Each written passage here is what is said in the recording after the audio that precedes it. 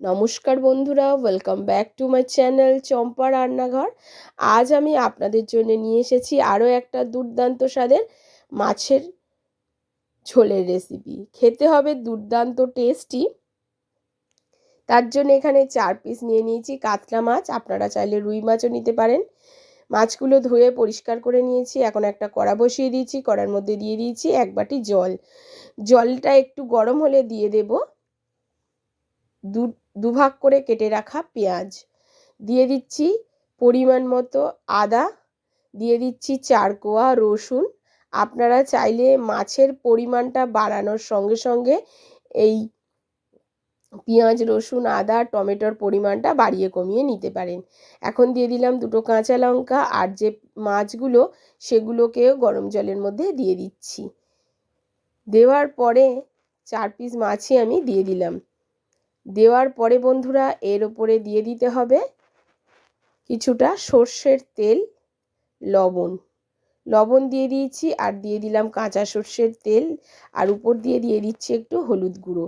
এবারে এটাকে 3 থেকে 4 মিনিট মতো হাই ফ্লেমে ফুটিয়ে নিতে হবে। এতে মাছগুলোও সেদ্ধ হয়ে যাবে আর সুন্দর একটা গন্ধ আসবে এই সেদ্ধ করা মাছ থেকে। প্লিজ বন্ধুরা প্রথম থেকে শেষ পর্যন্ত ভিডিওটি দেখবেন। ভিডিওটি কিন্তু বেশ ইন্টারেস্টিং। এখন দেখুন 3 থেকে 4 মিনিট হয়ে গেছে। গ্যাসের ফ্লেমটাকে অফ করে দেবো, দিয়ে মাছগুলোকে আলাদা পাত্রে আমি তুলে নেব, আর মশলাগুলোকেও আলাদা করে নেব। আর জলটাকে কিন্তু এই জলটাকে আমি ফেলবো না, এটাকেও আলাদা করে রাখবো, কারণ এই জলটা আমি পরে ব্যবহার করব। এইভাবে অন্তত একবার আজকের যে পদ্ধতিতে আমি মাছ রান্না করে দেখাচ্ছি, এই পদ্ধতিতে রান্না করে খেয়ে আমাকে কমেন্ট করবেন বন্ধুরা, কেমন হয় অবশ্যই জানাবেন। প্রথম থেকে শেষ পর্যন্ত ভিডিওটি দেখবেন। প্রত্যেকটা স্টেপ ঠিকঠাক ফলো করলে আপনারাও দুর্দান্ত স্বাদের এই মাছের রেসিপিটি বানাতে পারবেন। যে কোনো বড় মাছ দিয়ে এই রেসিপিটি বানানো যায়। মশলাগুলোও তুলে নেওয়া হয়ে গেছে। কথা বলতে বলতে এবার জলটাকে আলাদা করে দেবো, দিয়ে কড়াটাকে আবারও বসিয়ে দেবো। কড়ার মধ্যে দিয়ে দিচ্ছি সর্ষের তেল পরিমাণ মতো। তেলটা একটু গরম হলে এর মধ্যে মাছগুলোকে হালকা ভাজা করে নিতে হবে। হালকা লালচে রং ধরা পর্যন্ত মাছগুলোকে ভাজতে হবে। প্রথমে 2 পিস মাছ দিয়ে দিচ্ছি, কারণ মাছের গায়ে একটু জল আছে, যেহেতু সেদ্ধ করা মাছ তার জন্যে মাছের গায়ে কিন্তু একটু জল আছে। আর এই সময় মাছটা কিন্তু ভীষণ নরম, সেই জন্যে আলতো হাতে এটাকে নাড়াচাড়া করে হালকা লালচে করে ভাজতে হবে। ঠিক আমি ভিডিওতে যেমন দেখাচ্ছি তেমনভাবে ভেজে নিতে হবে। প্লিজ বন্ধুরা আমার এই ছোট্ট চ্যানেলে আপনাদের সাপোর্ট আর সাহায্যের খুবই প্রয়োজন। প্লিজ পাশে থাকবেন আর সাপোর্ট করবেন। ওদিকে মাছগুলো ভাজা হোক, এদিকে যে মশলাগুলো আমি তুলে নিয়েছি আদা পেঁয়াজ রসুন টমেটো কাঁচা লঙ্কা সমস্ত কিছুকে মিক্সির জারে দিয়ে ওর একটা মিহি পেস্ট করে নেব, কোনো রকম জল দেব না। আর এদিকে দেখুন মাছ দুটো ভাজা হয়ে গেছে, তুলে নিচ্ছি। আবারও যে তেল আছে আরও যে 2 পিস মাছ আছে সেই দুটোকেও দিয়ে দেবো, দিয়ে একই রকম পদ্ধতিতে ভেজে নেব। ভাজার সময় মাছের মধ্যে কোনো রকম লবণ হলুদ দিলাম না, কারণ মাছটা সেদ্ধ করার সময় কিন্তু আমি লবণ হলুদ ব্যবহার করেছিলাম। সেই পরিমাণটা বুঝে কিন্তু এখানে লবণটা ব্যবহার করবেন। মাছগুলো ভেজে নেওয়ার পরে কিছু ক্যাপসিকাম আর পেঁয়াজ ঠিক এই রকমভাবে আমি কেটে নিয়েছি, এগুলোকে হালকা করে সতে করে ভেজে নেব। অবশ্যই এখানে একটু ক্যাপসিকাম আর পেঁয়াজটা ব্যবহার করবেন বন্ধুরা। হালকা করে ভেজে নেওয়া হয়ে গেছে। এখন ক্যাপসিকাম আর পেঁয়াজটাকে আমি তেল থেকে তুলে নেব। তেল ঝরিয়ে তেল থেকে তুলে নিয়ে রেখে দেবো। এখন যে তেল আছে এই তেলের মধ্যে ফোড়ন দেবো। ফোড়নে ব্যবহার করব গোটা গরম মশলা আর গোটা জিরা। দিয়ে দেবো একটা তেজপাতা আর একটা শুকনো লঙ্কা।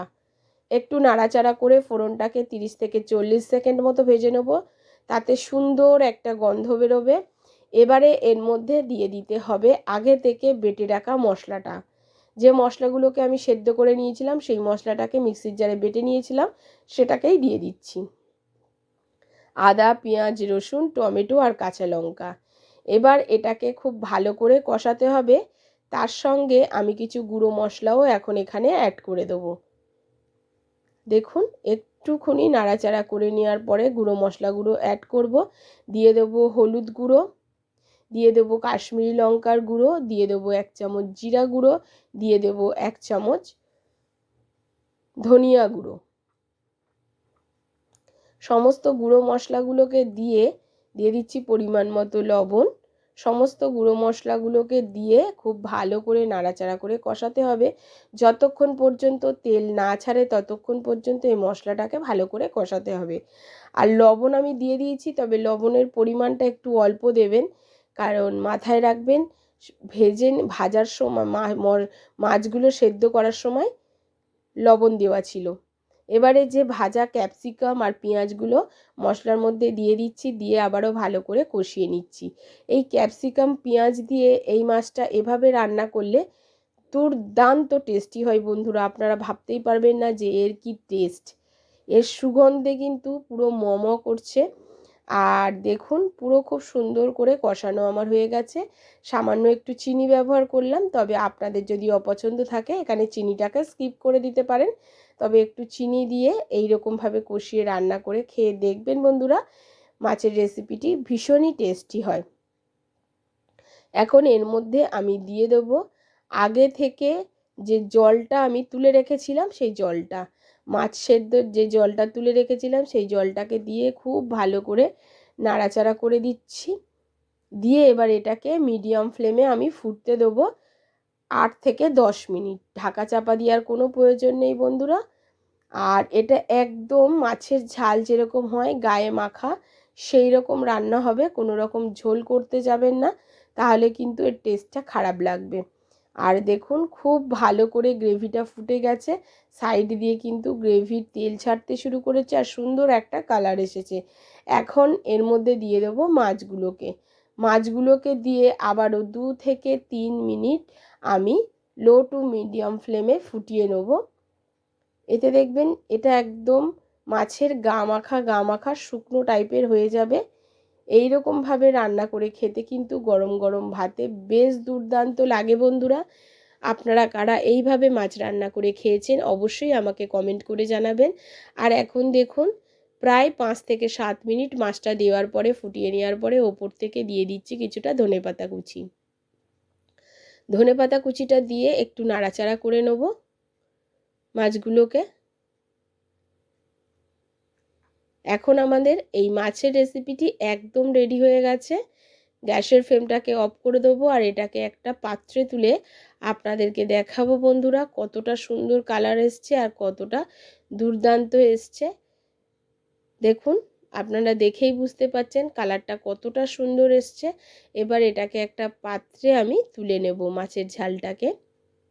এইভাবে একবার অন্তত মাছের ঝাল আপনারা বাড়িতে বানিয়ে গরম গরম ভাতের সঙ্গে খেয়ে দেখবেন বন্ধুরা।